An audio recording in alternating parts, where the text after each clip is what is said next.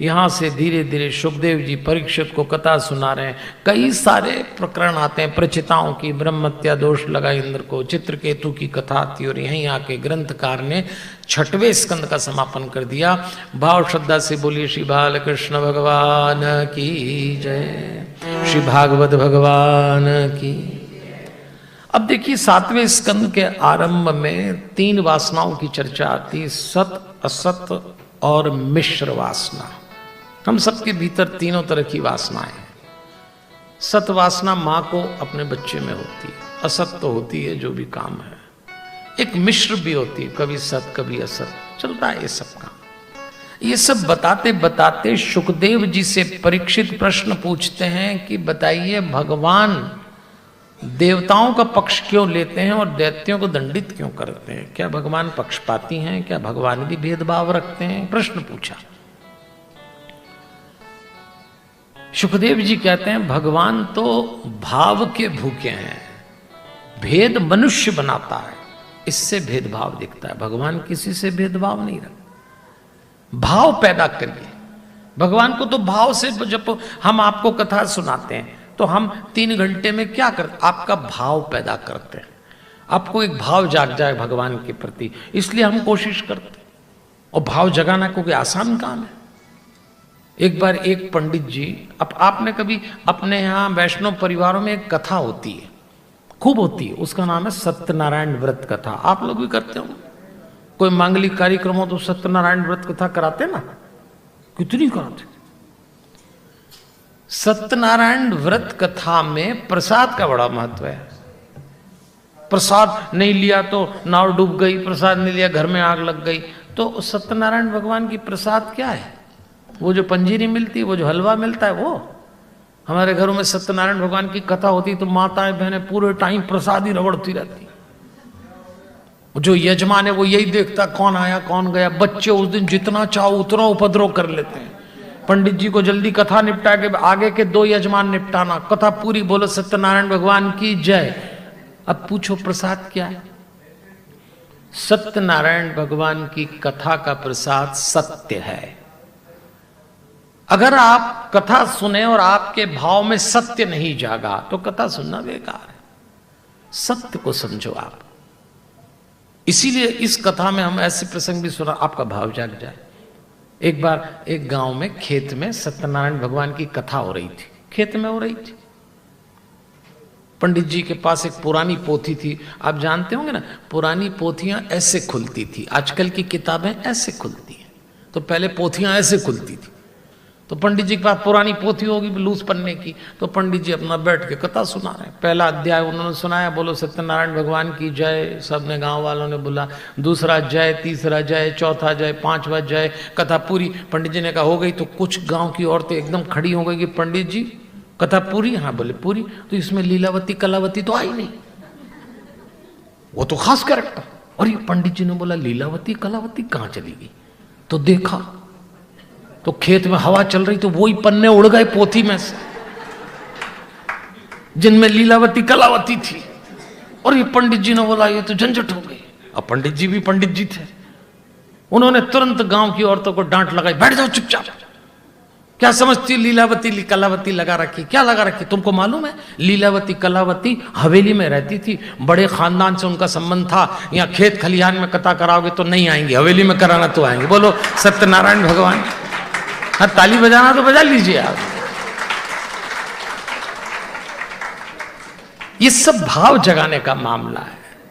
सत्य पकड़िए। मैं आपको कथा में सिर्फ इसलिए जोड़ना चाहता हूं, जिसको आप लोग अंग्रेजी में कनेक्ट करना बोलते हैं, कि अगर भाव जाग गया तो फिर तो मुट्ठी में है भगवान।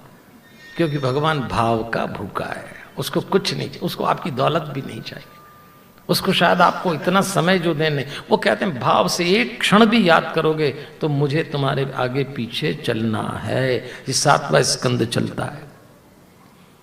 और अब नाम और भाव की महिमा आई है। नाम की महिमा हमने अजामिल में सुनी, अब नाम और भाव की महिमा अब सुनेंगे भक्त प्रहलाद के साथ। इसलिए देवियों और सज्जनों, मैं आपसे आग्रह करता हूं कि भाई देखो, हमारे पास समय बहुत कम है। हम लोग आजकल सभी बहुत बिजी हैं, भयंकर मारा मारी सबके, आप ही की नहीं हमारी भी है। हम तो आपसे भी ज़्यादा मारा मारी में जीते हैं। इतनी भागम भाग। अब फिर यहाँ रहते हैं तो मिलने का एक टाइम बना लिया, मिलने का टाइम है हमारा कि भाई थोड़ा 7:30 बजे मिल लो, फिर 11 बजे मिल लो, फिर रात को 8-9 बजे मिल लो। पर क्या होता है, जहाँ यजमान ठहरे हों और वहीं हम ठहरे हों तो कोई टाइम टेबल काम नहीं आता हो। रात को 10:30 बजे अभी यहीं एक यजमान ने खटखटाया दरवाज़ा, हम उठे, हमने कहा क्या है, तो बोले नहीं देख रहे थे, सो तो नहीं गए। तो हमने कहा अभी कैसे दिख रहे हैं, नहीं बोला ठीक है। फिर अब 10:30 बजे उठा लिया, फिर पूछते हैं कोई दिक्कत ना हो तो बैठ जाए। अब बैठ ही जाओ दादा, अंदर ही आ गए। समय किसके पास है? हमको भी लगता कम है, आपको भी लगता कम है, पर वो क्यों? बोले फिर आपको सुबह टाइम नहीं मिलेगा तो रात को ही निपटा लें। तो अगर नाइट शिफ्ट करूं तो मैं तो सुबह 4 बजे तक यजमानों के साथ ही बैठा हूं। ऐसा नहीं है। भाव, एक क्षण का भी भाव जाग जाए तो घंटों की बात भगवान करता भी नहीं है। वो कहता रहो दुनिया में कोई दिक्कत नहीं, पर मुझसे जब जुड़ो तब तो कम से कम भाव से जुड़ो। किसी के पास टाइम नहीं, तुम्हें गैरों से कब फुर्सत, न हम अपने गम से खाली। चलो बस हो चुका मिलना, न हम खाली न तुम खाली। सब अपने अपने, ये जो आप यहां फंसे हुए हैं संडे के दिन। अच्छा आज की कथा तो संडे की कथा है। संडे की कथा एकदम अलग होती है, इसमें कई नए अवतार आ जाते हैं क्योंकि टाइम ही मिलता है। तो हम कहते हैं आ गए, बड़ी मेहरबानी, अब भाव जगाओ। अब देखो पहले दिन की कथा चाशनी की कथा होती है। पहले दिन जो लोग आते हैं ना वो चाशनी नापने आते हैं पंडित की, ये देख लेंगे ढंग ढंग का होगा तो कल आएंगे। हम तो पहले दिन की कथा में सब यही देखते हैं, जब आप लोग मीठा बनाते हैं गुलाब जामुन जलेबी तो आप चाशनी नापते हैं। पहले दिन सब चाशनी नाप के जाते हैं, फिर दूसरे दिन आते हैं।